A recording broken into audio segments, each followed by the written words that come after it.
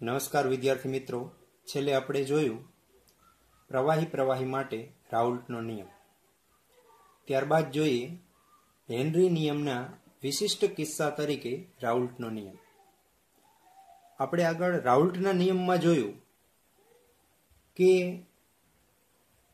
દ્રાવણમાં રહેલા કોઈ પણ ઘટકનું આંશિક બાષ્પ દબાણ તે ઘટકના મોલ અંશના સમપ્રમાણમાં હોય છે. તો આપણે રાઉલ્ટના નિયમ મુજબ લખી શકીએ કે કોઈ પણ બાષ્પશીલ ઘટક એનું આપણે આંશિક દબાણ P1 કહી અને દ્રાવણમાં તે ઘટકના મોલ અંશને X1 કહી તો સમીકરણ બનશે P1 બરાબર P10 ઇન્ટુ X1, જ્યાં P10 છે એ શુદ્ધ દ્રાવકનું બાષ્પ દબાણ દર્શાવે છે. આ આપણે આગળ રાઉલ્ટના નિયમ મુજબ શીખી ગયા. હવે હેનરીના નિયમ મુજબ પણ આપણે શીખી ગયા. હેનરીના નિયમમાં શું હતું કે પ્રવાહીમાં વાયુનું દ્રાવણ બનેલું હતું. આમાં આપણે એવું કીધું હતું કે બાષ્પશીલ ઘટક જે વાયુ છે તેની દ્રાવ્યતા તેના મોલ અંશના સમપ્રમાણમાં હોય છે. તો ત્યાં પણ આપણે સમીકરણ લખ્યું હતું P બરાબર KH ઇન્ટુ X, એટલે કે P છે એ વાયુનું આંશિક દબાણ છે અને X એ દ્રાવણમાં તે વાયુની દ્રાવ્યતા દર્શાવે છે, જ્યાં KH છે એ હેનરી અચળાંક છે. તો અહીંયા મેં સમીકરણમાં P અને X ને બદલે P1 અને X1 વડે દર્શાવેલા છે. માની લ્યો કે વાયુ માટે મેં 1 અંકનો ઉપયોગ કરેલો છે, એટલે P બરાબર KH ઇન્ટુ X ને હું P1 બરાબર KH ઇન્ટુ X1 લખી શકું. બરાબર. તો આ બંને નિયમો આપણે આગળ જોઈ જ ગયા છીએ. હવે બંનેને આપણે સરખાવવાના છે.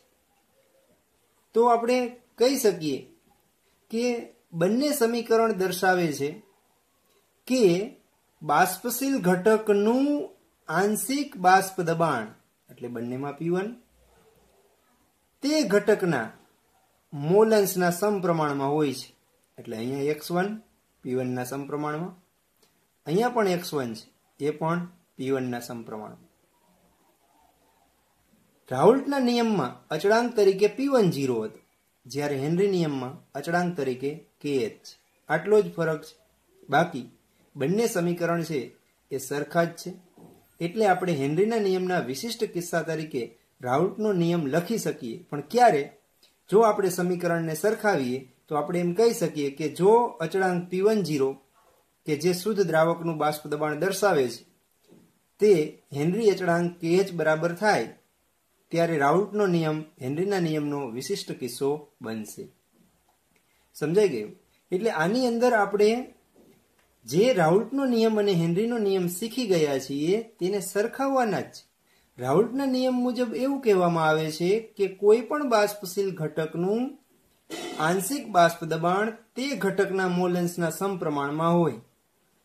તો હેનરીનો નિયમ પણ એવું જ કંઈક કહેવા માંગે છે, પણ એ દ્રાવ્યતાના સંદર્ભમાં છે.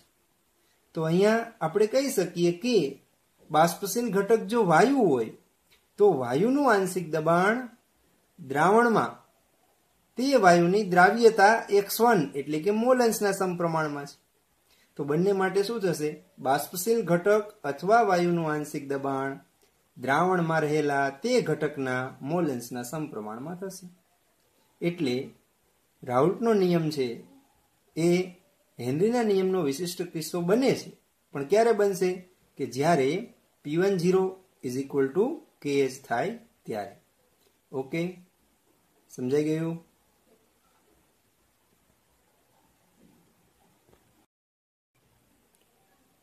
ત્યાર પછી જોઈએ પ્રવાહીમાં ઘનના દ્રાવણના બાષ્પ દબાણ. એટલે કે દ્રાવ્ય ઘન હશે, દ્રાવક પ્રવાહી હશે. એટલે એનો મતલબ એમ કે ઘન છે એ અબાષ્પશીલ ઘટક હશે દ્રાવ્ય, અને દ્રાવક પ્રવાહી છે એ બાષ્પશીલ ઘટક હશે. તો આ પ્રકારની પરિસ્થિતિમાં બાષ્પ દબાણ આપણે મેળવીએ. ઉદાહરણ છે NaCl એટલે મીઠું, ગ્લુકોઝ, યુરિયા, ખાંડ, આ બધા ઘન દ્રાવ્યને તમે પાણી દ્રાવકમાં ઓગાળશો ત્યારે આ પ્રકારનું દ્રાવણ બનશે. એવી જ રીતે આયોડિન અને સલ્ફરને કાર્બન ડાયસલ્ફાઇડ દ્રાવકમાં ઓગાળવામાં આવે તો પણ આ પ્રકારનું દ્રાવણ બને. હવે ઘન દ્રાવ્ય અને પ્રવાહી દ્રાવક હોય ત્યારે રાઉલ્ટનો નિયમ, એ નિયમ માટેનું સમીકરણ અને એના આલેખની આપણે ચર્ચા કરીશું. એના પહેલા આપણે જોઈએ કે કોઈ પણ શુદ્ધ દ્રાવક કરતા તેમાંથી બનતા દ્રાવણનું બાષ્પ દબાણ ઓછું હોય છે. સમજાવો, આવો નાનો પ્રશ્ન પૂછી શકે. કારણ તરીકે પૂછે કે શુદ્ધ દ્રાવક કરતા તેમાંથી બનતા દ્રાવણનું બાષ્પ દબાણ ઓછું હોય છે, કારણ આપો. એટલે એનો અર્થ એવો થયો કે કોઈ પણ શુદ્ધ દ્રાવકમાં તમે જ્યારે અબાષ્પશીલ દ્રાવ્ય ઉમેરશો ત્યારે તેના કેટલાક ગુણધર્મમાં ફેરફાર થાય છે, જેમાંથી અત્યારે આપણે વાત કરી તો દ્રાવકમાંથી દ્રાવણ બને છે ત્યારે તેનું બાષ્પ દબાણ ઘટે છે. કારણ આપી સમજાવો. તો જોઈએ આપણે શા માટે ઘટે છે. અહીં બે આકૃતિ દર્શાવેલી છે. આકૃતિ આપણે જોશું, જેમાં એકને આકૃતિ 1 કહીશ, એક આકૃતિ 2 છે. આકૃતિ એમાં પાત્રની અંદર શુદ્ધ દ્રાવક લીધેલું છે, એમાં દ્રાવ્ય ઉમેરેલું નથી અને એ પાત્ર છે એ બંધ છે. જ્યારે આકૃતિ 2 માં તે શુદ્ધ દ્રાવકમાં અબાષ્પશીલ દ્રાવ્યના કણો ઉમેરી અને દ્રાવણ બનાવેલું છે. સમજાઈ ગયું? તો આ શુદ્ધ દ્રાવક છે. આકૃતિ 2 માં એ દ્રાવકમાંથી બનેલું દ્રાવણ છે. હવે આપણે બંનેના બાષ્પ દબાણની વાત કરીએ.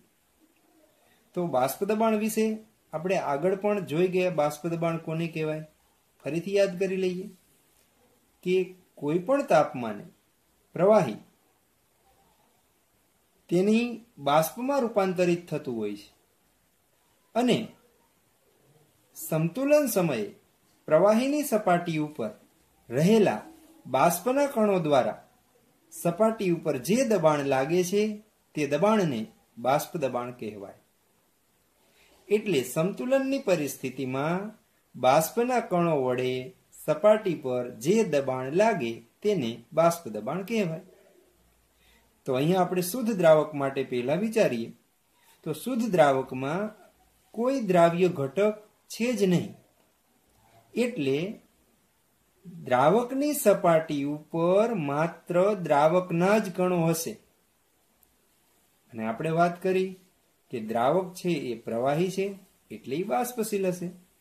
તો શુદ્ધ દ્રાવક છે એ બાષ્પશીલ હશે એટલે આપણે કહી શકીએ કે સપાટી ઉપર રહેલા બધા જ દ્રાવકના કણો બાષ્પશીલ હોવાને કારણે તેની બાષ્પ બને છે. બરાબર? એ બાષ્પના કણો વડે સપાટી ઉપર જે દબાણ લાગશે તે દ્રાવકનું બાષ્પ દબાણ થશે. સમજાઈ ગયું? તો અહીંયા છે, જોઈએ સપાટી ઉપર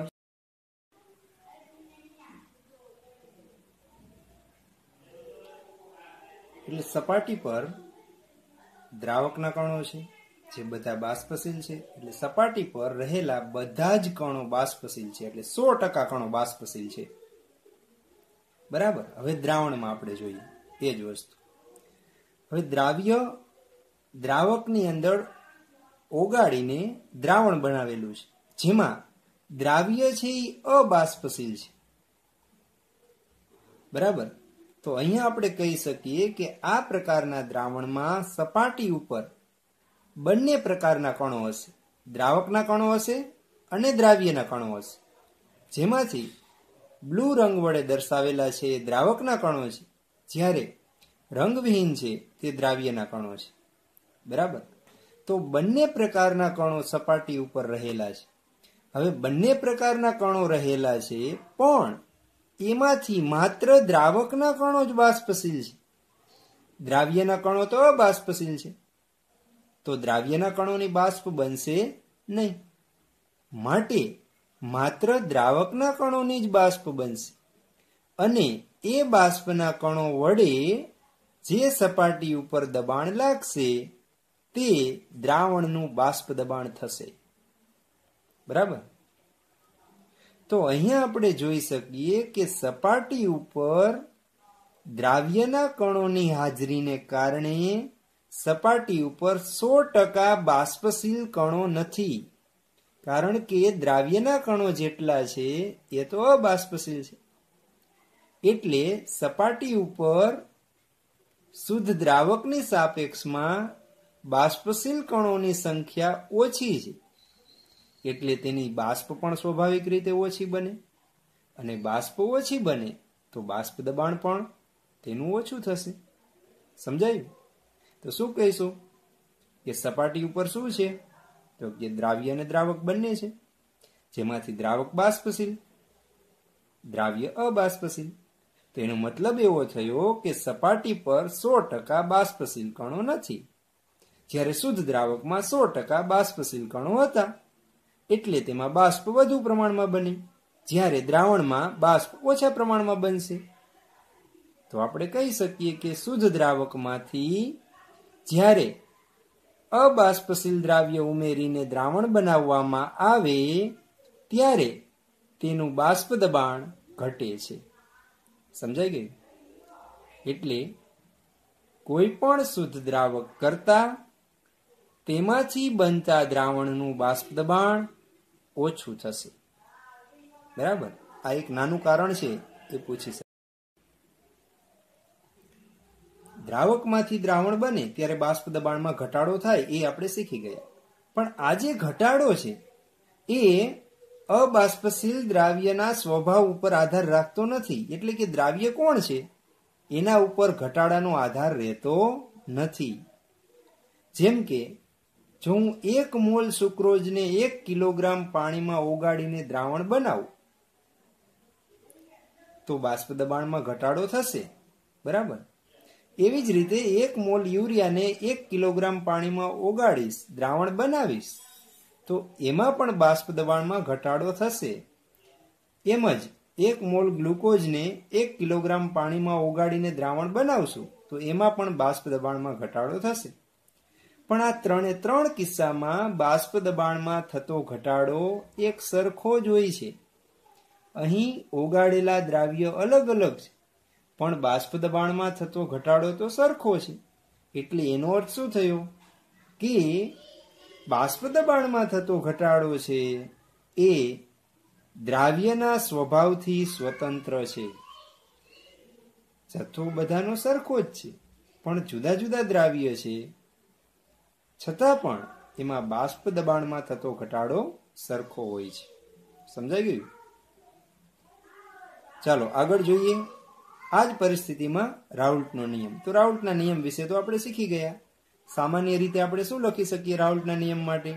કે કોઈ પણ દ્રાવણમાંના બાષ્પશીલ ઘટકનું આંશિક દબાણ તેના મોલ અંશને સમપ્રમાણમાં હોય છે.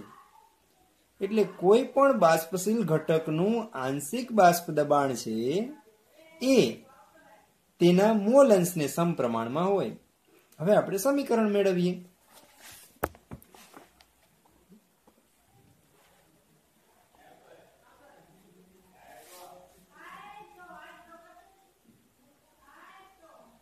જો આપણે લીધેલું દ્રાવણ છે એ દ્વિઅંગી દ્રાવણ છે, જેમાં આપણે દ્રાવકને 1 વડે દર્શાવશું, જ્યારે દ્રાવ્યને 2 વડે દર્શાવશું. હવે આપણે લીધેલું દ્રાવ્ય છે એ અબાષ્પશીલ છે, જ્યારે દ્રાવક છે એ બાષ્પશીલ છે. એટલે બાષ્પ કલામાં માત્ર દ્રાવકના જ અણુઓ હશે, દ્રાવ્યના અણુઓ હોતા નથી. એટલે દ્રાવણ ઉપર લાગતું જે બાષ્પ દબાણ છે એ માત્ર દ્રાવકના કણોને કારણે જ હોય છે, દ્રાવ્યના કણોને કારણે હોતું નથી. આપણે ધારી લઈએ, ધારો કે P1 છે એ દ્રાવકનું બાષ્પ દબાણ છે, જ્યારે X1 છે એ દ્રાવકના મોલ અંશ છે દ્રાવણની અંદર. અને P10 છે એ શુદ્ધ અવસ્થામાં દ્રાવકનું બાષ્પ દબાણ છે. તો રાઉલ્ટના નિયમ પ્રમાણે આપણે લખી શકીએ કે બાષ્પશીલ ઘટક એટલે કે દ્રાવક નું બાષ્પ દબાણ P1 બરાબર દ્રાવણમાં રહેલા તેના મોલન્સના સમપ્રમાણમાં હોય એટલે એના મોલન્સ x1. તો થશે P1 is proportional to x1. અચળાંક મૂકીએ તો સૂત્ર થશે P1 બરાબર P10 into x1. જ્યાં P10 છે એ અચળાંક છે જે શુદ્ધ દ્રાવકના બાષ્પ દબાણ જેટલું જ હોય છે. x1 છે એ દ્રાવણમાં રહેલા દ્રાવકના મોલન્સ દર્શાવે છે, જ્યારે P1 છે એ દ્રાવકનું બાષ્પ દબાણ દર્શાવે છે. પણ દ્રાવકનું બાષ્પ દબાણ ખરેખર દ્રાવણનું બાષ્પ દબાણ થવાનું છે, કારણ કે દ્રાવણનું બાષ્પ દબાણ છે એ માત્ર દ્રાવકના બાષ્પ દબાણને કારણે જ હશે. સમજાઈ ગયું? તો સિમ્પલ સૂત્ર મળે છે P1 બરાબર P10 into x1. ક્યારે મળશે આ? કે જ્યારે અબાષ્પશીલ દ્રાવ્યને બાષ્પશીલ દ્રાવકમાં ઓગાળવામાં આવે ત્યારે દ્રાવણનું બાષ્પ દબાણ છે એ આપણે દર્શાવી શકીએ P1 બરાબર P10 into x1. બરાબર? ઓકે.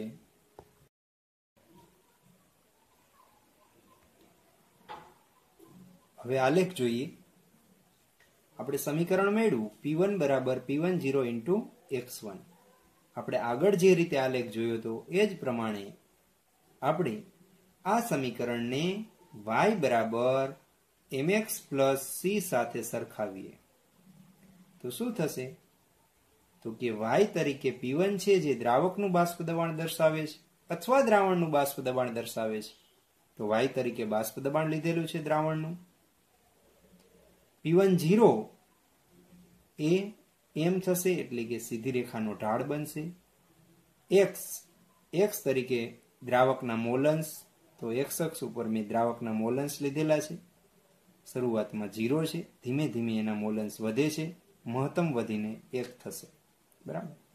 અહીંયા +0 હું લખી શકું તો કહી શકું કે આંતરછેદનું મૂલ્ય 0 થશે. એટલે આપણે કહી શકીએ કે આ સમીકરણ સીધી રેખાના સમીકરણ જેવું બને છે.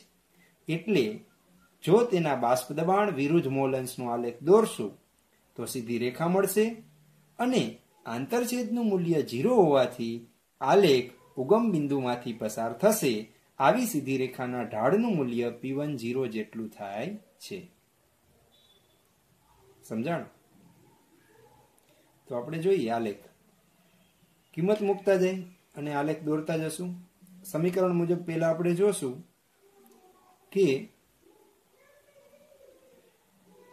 x1 એટલે કે દ્રાવકના મોલન્સ આપણે 0 લઈએ. પહેલા કેટલા લેશું? 0. જો દ્રાવકના મોલન્સ 0 લીધા એટલે દ્રાવ્યના મોલન્સ કેટલા થયા? 1 થશે. x2 બરાબર 1 થશે. બરાબર? x2 ની આપણે જરૂર નથી. શું કામ? દ્રાવ્ય તો અબાષ્પશીલ છે, તેના કારણે કોઈ બાષ્પ દબાણ બનવાનું જ નથી. એટલે આપણે અહીંયા જોઈએ કે જે દ્રાવકના મોલન્સ છે એ 0 હશે તો તેનું બાષ્પ દબાણ P1 0 થશે. તો આવું બિંદુ આપને આલેખમાં ક્યાં મળશે? તો કે જ્યારે x1 0 હોય ત્યારે તેનું બાષ્પ દબાણ 0 થાય તો આવું બિંદુ અહીંયા મળે. બરાબર? બીજી પરિસ્થિતિ વિચારીએ આલેખ સમજવા માટે. x1 બરાબર 1 લઈએ. 1 એટલે દ્રાવકના મોલન્સ વધારતા જઈએ અને મહત્તમ લઈ લઈએ. 1 લેશું તો બાષ્પ દબાણ કેટલું થશે? તો કે P1 બરાબર P10 જેટલું. તો આવું બિંદુ ક્યાં મળશે? તો કે જ્યારે એના મોલન્સ 1 થાય છે ત્યારે તેનું બાષ્પ દબાણ P10 થાય છે. હું P10 ને અહીંયા દર્શાવું છું, જે શુદ્ધ દ્રાવકનું બાષ્પ દબાણ દર્શાવે છે. આ બંને બિંદુને હું જોડી દઉં એટલે મને આલેખ મળશે. કોનો મળશે? તો કે P1 બરાબર P10 into x1 નો. એટલે કે દ્રાવણનું બાષ્પ દબાણ P1 છે એ દ્રાવકના મોલન્સના વધારા સાથે ક્રમશઃ વધે છે. એટલે રેખીય રીતે ચલિત છે તેમ કહેવાય. બરાબર? જ્યારે દ્રાવકના મોલન્સ 0 હતા ત્યારે દ્રાવણનું બાષ્પ દબાણ 0 થશે. જેમ જેમ દ્રાવકના મોલ અંશ વધતા જશે એમ દ્રાવણનું બાષ્પ દબાણ પણ વધતું જશે. જ્યારે દ્રાવકના મોલ અંશ 1 એટલે મહત્તમ થાય છે ત્યારે દ્રાવણનું બાષ્પ દબાણ પણ મહત્તમ બને છે. કેટલું બને છે? P10 જેટલું. શું કામ P10? તો કે જ્યારે દ્રાવકના મોલ અંશ x1 બરાબર 1 થાય ત્યારે દ્રાવણનું બાષ્પ દબાણ એ શું બની જાય? તો કે એ તો શુદ્ધ દ્રાવક જ બની જાય. એટલે શુદ્ધ દ્રાવકના બાષ્પ દબાણ જેટલું જ દ્રાવણનું બાષ્પ દબાણ થશે. એટલે P1 = P10 થશે. સમજાણ? કે x1 બરાબર 1 હોય એનો મતલબ જ એ થયો કે એમાં માત્ર દ્રાવક જ છે, દ્રાવ્ય ઉમેરેલો જ નથી. એટલે શુદ્ધ દ્રાવકના બાષ્પ દબાણ જેટલું જ દ્રાવણનું બાષ્પ દબાણ થશે. એટલે થશે P1 બરાબર P1.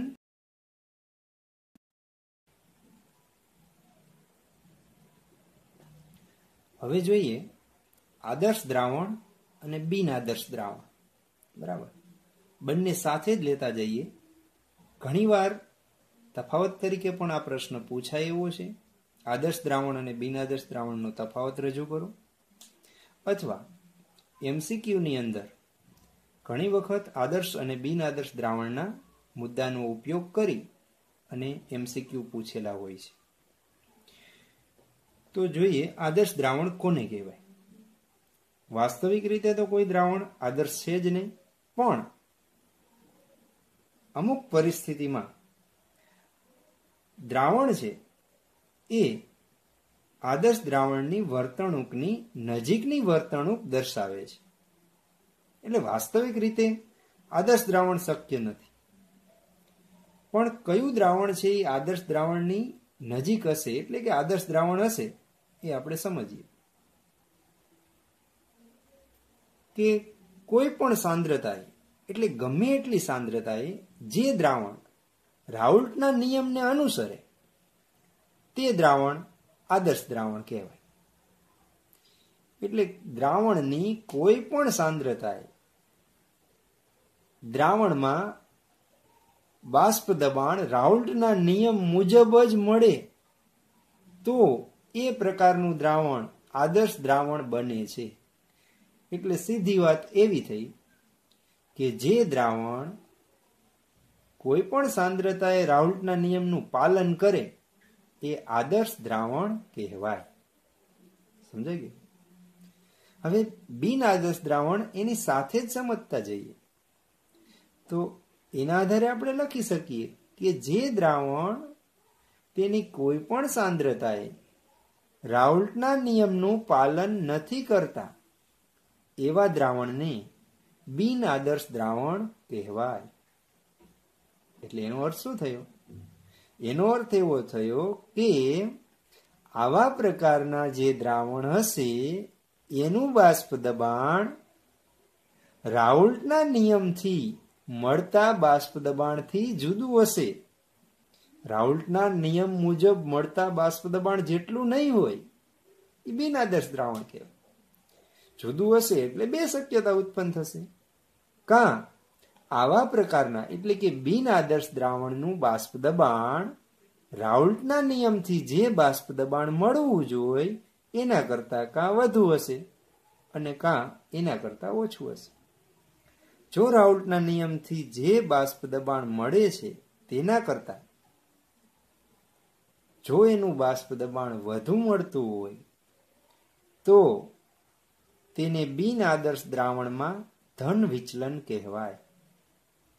એટલે સીધી વાત એવી થઈ કે દ્રાવણનું બાષ્પ દબાણ રાઉલ્ટના નિયમથી મળતા બાષ્પ દબાણ કરતા વધારે હશે તો એ ધન વિચલન દર્શાવે છે એવું કહી શકાય.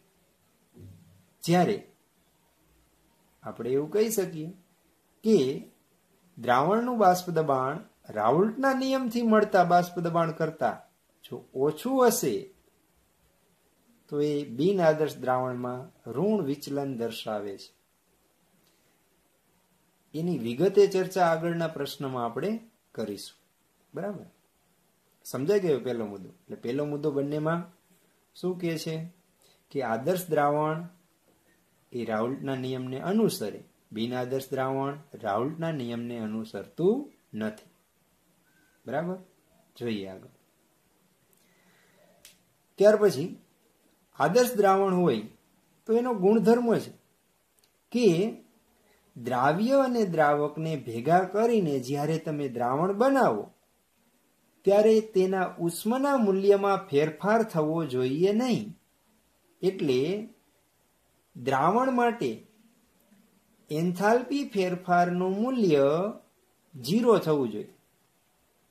શું કહેવા માંગે છે કે જ્યારે તમે દ્રાવક અને દ્રાવ્યને ભેગા કરીને દ્રાવણ બનાવો ત્યારે તેના ઉષ્માના મૂલ્યમાં ફેરફાર થવો જોઈએ નહીં. એનો મતલબ શું થયો? તો કે દ્રાવણ બને ત્યારે તેમાંથી ઉષ્મા ઉત્પન્ન ન થવી જોઈએ અને ઉષ્માનું શોષણ ન થવું જોઈએ. સમજાઈ ગયું? જો ઉષ્મા ઉત્પન્ન ન થાય અને શોષણ ન થાય તો દ્રાવણ માટે ઉષ્માના ફેરફારનું મૂલ્ય 0 થશે. બરાબર. તો બિન આદર્શ દ્રાવણમાં શું થશે? તો કે જ્યારે દ્રાવ્ય અને દ્રાવકને મિશ્ર કરશો ત્યારે ઉષ્માના ફેરફારનું મૂલ્ય 0 નહીં થાય, એટલે નોટ ઇક્વલ ટુ 0. એટલે એનો મતલબ એમ થયો કે બિન આદર્શ દ્રાવણમાં દ્રાવ્ય અને દ્રાવક ભેગા થાય ત્યારે કાં તેમાંથી ઉષ્મા ઉત્પન્ન થશે કાં તેમાં ઉષ્માનું શોષણ થશે. એટલે બે પ્રકારની પ્રક્રિયા થઈ શકે, ઉષ્મા શોષક પ્રક્રિયા અને ઉષ્મા છેપક પ્રક્રિયા.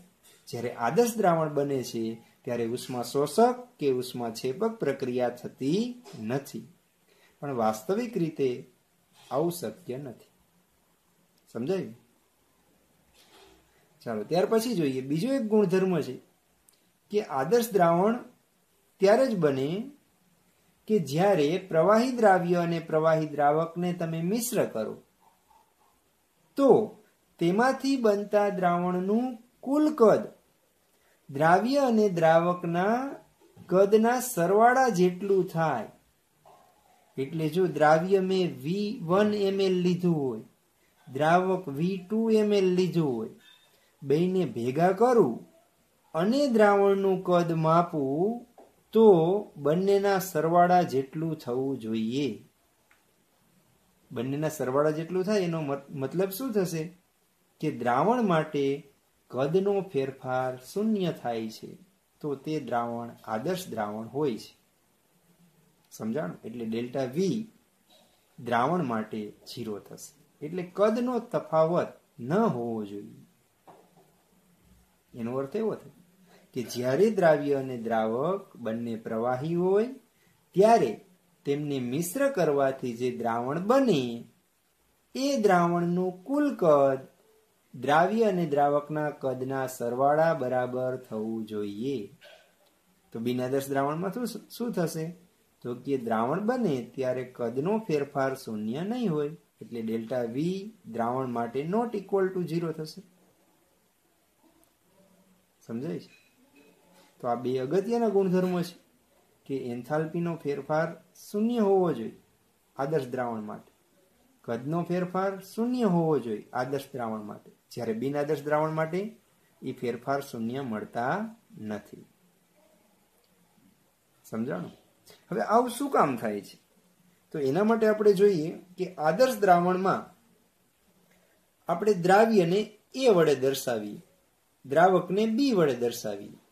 તો આપણે વાત કરીએ કે દ્રાવ્ય શુદ્ધ સ્વરૂપે હોય તો એની અંદર એ પ્રકારના ઘટકો એટલે એ પ્રકારના કણો વચ્ચે આંતર આણ્વીય આકર્ષણ બળ હશે. કારણ કે દ્રાવ્ય શુદ્ધ હશે તો એમાં એ પ્રકારના જ કણો હશે અને એ પ્રકારના કણો વચ્ચે જ આંતર આણ્વીય આકર્ષણ બળ હશે. જ્યારે દ્રાવકને આપણે B વડે દર્શાવેલું છે તો શુદ્ધ દ્રાવકમાં શું થશે? તો કે માત્ર બે કણો વચ્ચે જ આંતર આણ્વીય આકર્ષણ બળ હશે. બરાબર. હવે આ બંનેને મિશ્ર કરીને હું દ્રાવણ બનાવું તો એમાં કેવી પરિસ્થિતિ હશે? તો કે એમાં દ્રાવ્યના એ પ્રકારના કણો હશે, દ્રાવકના B પ્રકારના કણો હશે, એટલે તેમાં એ પ્રકારનું આકર્ષણ